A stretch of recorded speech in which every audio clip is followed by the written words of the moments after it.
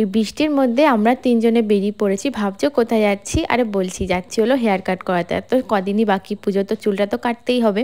তার মধ্যে আমি একটা সমস্যায় পড়েছি, এত বড় প্যান্ট পরে ফেলেছি যে রাস্তায় আমাকে লেহেঙ্গার মতন প্যান্টটা উঁচু করে হাঁটতে হচ্ছে। বাপরে, স্যালনে ঢুকে তো আমার চক্ষু চড়ক গাছে গেছে এত বড় লাইন দেখে। প্রায় 1.5 ঘন্টার উপর আমরা দাঁড়িয়েছিলাম। প্রথমে মা কাটতে বসেছিল, তারপর কাকি কাটতে বসে গেছিল, সবার লাস্টে আমি কাটতে বসেছিল। আমি সবার ফাইনাল লুকটা তো দেখিয়ে দিলাম আফটার হেয়ার কাটের, কিন্তু আমারটা আমি দেখাতে পারলাম না। আমি কাটিং তো দেখাচ্ছিলাম তোমাদের, কিন্তু ফাইনাল লুকটা দেখাতে পারলাম না, কারণ তুলে দেওয়ার মতন কেউ ছিল না, আর খুব ভিড় ছিল, যেই কারণে আমি তুলতে পারিনি। এখানে দেখো সবাই একেবারে হিরোইন হয়ে আজকে বাইরে বেরোবে, দেখে তো মনেই হচ্ছে। আর তোমরা তো জানোই এই জাবেদ হাবিবের যে কোনো হেয়ার কাটই মাত্র 200 টাকাই নেয়। আগের বছরও এখানে গেছিলাম, এবছরও এখানে গেছি। এখানে কাটিং আমার ভীষণ ভালো লাগে, তো এবছরে মাকে আর কাকিকেও সাথে করে নিয়ে গেছিলাম। আর তো 4 দিন পরে আমার বার্থডে, তো আকাশের থেকে যে গিফটটা নেবো সেটা আমি অলরেডি এখন নিয়ে ফেলছি, কারণ হেয়ার কাট করার পরে আমি চলে গেছিলাম একটা গ্লাস শপে। অনেক দিন ধরে আমার ইচ্ছে ছিল একটা ব্ল্যাক কালারের মোটা ফ্রেম নেবো, তো আমি সেটার জন্যই চলে গেছিলাম। আর আমি নিয়েও নিয়েছি, এখনই দেখতে পাবে এই যে আমি এটাই নিয়েছি। আমার ধৈর্য খুবই কম, তো আমি সঙ্গে সঙ্গে পরে নিয়েছি রাস্তার মধ্যে। কেমন লাগছে আমাকে জানিও। তারপর আর কি কিছু খাওয়া দাওয়া করে ট্রেনে চেপে চলে আসি বাড়িতে। এসে দেখলাম সাবানার পার্সেল এসেছিল,